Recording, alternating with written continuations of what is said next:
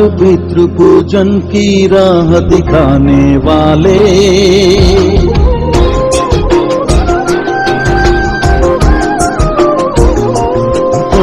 मातृ पितृ पूजन की राह दिखाने वाले, भला हो तेरा नींद से हमें जगाने वाले।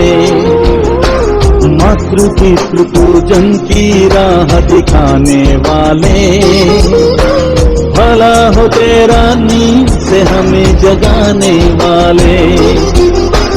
कलयुग में सतयुग को मोड़ के लाने वाले।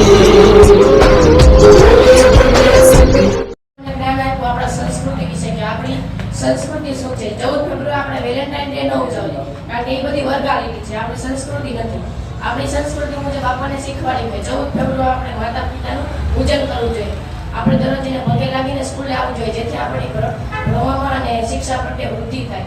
તેથી 14 ફેબ્રુઆરી આપણે વેલેન્ટાઇનને બદલે માતા પિતા પૂજન દિવસ ઉજવે તો આપણી જિંદગી એક આગળ પ્રગતિ થાય અને આપણે જીવનમાં જે કે આપણો લક્ષ્ય હોય તે આપણે હાંસલ કરી શકીએ।